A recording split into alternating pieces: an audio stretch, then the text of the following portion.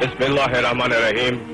প্রিয় দেশবাসী, আসসালামু আলাইকুম। শহীদ প্রেসিডেন্ট জিয়াউর রহমান চেয়েছিলেন ন্যায়নীতি ভিত্তিক সাম্যের বাংলাদেশ গড়তে। দুর্নীতিমুক্ত ন্যায়নীতি ভিত্তিক সমাজ ব্যবস্থা কায়েম করা, ধর্ম, বর্ণ, গোত্র নির্বিশেষে সকল নাগরিকের অধিকার পূর্ণ সংরক্ষণ করা এবং জাতীয় ঐক্য ও সংহতি সুদৃঢ় করা।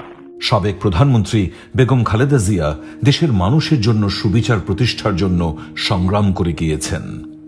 গণপ্রজাতন্ত্রী বাংলাদেশ সরকারের মাননীয় প্রধানমন্ত্রীর অঙ্গীকার ন্যায়পরায়ণতা ও বিচার বিভাগের স্বাধীনতায়। আমরা সকলে নবী করিম সাল্লাল্লাহু আলাইহি সাল্লামের যে ন্যায়পরায়ণতা, সেই ন্যায়পরায়ণতার আলোকে আমরা দেশ পরিচালনার সর্বোচ্চ চেষ্টা করব। আমার সর্বোচ্চ চেষ্টা থাকবে যে কোনো মূল্যে বিচার বিভাগের যে স্বাধীনতা সেটিকে নিশ্চিত করা। দেশের মানুষের জন্য সহজ ও আধুনিক বিচার বিভাগ গড়ে তোলা এই রাষ্ট্রের অঙ্গীকার। এই অঙ্গীকার বাস্তবায়নের জন্য বর্তমান সরকার ডিজিটাল বিচার ব্যবস্থা গড়ে তোলার উদ্যোগ নিয়েছে। তার অংশ এই বেইল বন্ড সিস্টেম। আদালত জামিন দিল, অথচ জামিন হওয়ার পরও জেল থেকে বের হতে দেরি হয়। কিন্তু কেন? শুধুই একটি কাগজ, একটি বেইল বন্ডের জটিলতার কারণে? হ্যাঁ, বাংলাদেশেই হাজারো মানুষ ভুগছে এই দুর্ভোগে। আমার বাবা জামিন হয়েছে হাইকোর্ট থেকে 8 দিন আগে, কিন্তু এখনো কাগজ আসতে আসতে দেরি হয়ে গেছে 3-4 দিন। কিন্তু জামিন হয়েছে যে বেল বনের জন্য এখনো কাগজ আসেনি। এটাই হচ্ছে এই জেলখানার মানুষের পরিবারের কষ্ট। একটি জামিন কার্যকর হতে প্রায় 12টিরও বেশি ধাপ পার হতে হয়। অধিকাংশ মানুষ প্রথমে আইনজীবীর সহকারীর কাছে যায়, আর সেখান থেকেই শুরু হয় ধাপে ধাপে সময় ক্ষেপণ আর হয়রানি। কোর্ট ইন্সপেক্টরের টেবিলে অপেক্ষা শেষে আদালতের সহায়ক কর্মচারীর কাছে বসে থাকা, এরপর মুক্তির আদেশে ম্যাজিস্ট্রেটের স্বাক্ষর।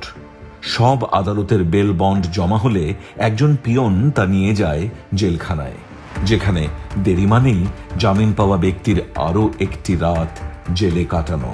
জেলখানার গেটে আবারও অপেক্ষা কাগজ যাচাইয়ের জন্য। সিপাহীর হাত হয়ে ফাইল জেল সুপারের টেবিলে।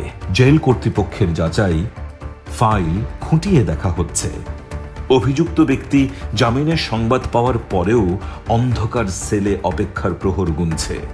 অভ্যন্তরীণ কাগজপত্র মিলানো, শত শত কাগজের মধ্যে জামিনপ্রাপ্ত ব্যক্তির কাগজ খুঁজে বের করা। মুক্তির আদেশ যাচাই হলো, মুক্তির ডাক আসলো অভিযুক্তর। কিন্তু পরিবার? একবার ভাবুন তো, এতগুলো ধাপ পাড়ি দিতে তাদের কি অবস্থা হয়? এই হলো বিদ্যমান বেল বন্ড ব্যবস্থা, যার প্রতিটি ধাপেই কষ্ট, দেরি আর হয়রানি।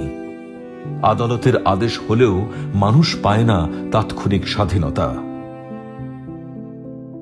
কিন্তু এখন বাংলাদেশ সরকার চালু করেছে বেইল বন্ড সিস্টেম। যখন কোনো বিজ্ঞ আদালত কোনো আসামির জামিন মঞ্জুর করবেন, সেই মঞ্জুরের তথ্য বেইল বন্ড ওয়েবসাইটে আইনজীবী পূরণ করার পরে বিজ্ঞ বিচারক সেটাকে একটু ভেরিফাই করে এন্ডোর্স করে দিবে, এবং এন্ডোর্স করার পরে সরাসরি সেটা কারা কর্তৃপক্ষের কাছে চলে যাবে। যিনি জামিনপ্রাপ্ত হয়েছে তিনি তার স্বজনের কাছে ফিরতে পারবে। প্রসেসের মাধ্যমে গেলে অনেক সময় দেখা যেত যে হয়তো জামিন হওয়ার পরে বন্ডটা সই হতো না, পরের দিনে সই হতো এবং তারপরে আসামি বের হতো। কিন্তু যখন এই সিস্টেমটা চালু হবে, চালু হওয়ার পরে বন্ডটা যখন দাখিল করতে পারবো, সেই দিন আসাই বের হবে। বেইল বন্ড সিস্টেম শুধু প্রযুক্তি নয়, এটি মানবিক স্বস্তি। আগের 10-12 ধাপে কাগজ নিয়ে ঘোরার পরিবর্তে মাত্র 3টি ধাপে আসামির মুক্তি। আইনজীবীর বেল বন্ড দাখিল, বিচারক এক ক্লিকে মুক্তির আদেশ পাঠিয়ে দেবেন জেলখানায়। জেলখানায় তা যাচাই হলেই জামিনপ্রাপ্ত ব্যক্তির মুক্তি। সংশ্লিষ্ট সকলের দায়বদ্ধতা সুনিশ্চিত। বেল বন্ড সিস্টেম সরকারের আইন মন্ত্রণালয় থেকে গৃহীত একটি অন্যতম যুগান্তকারী পদক্ষেপ।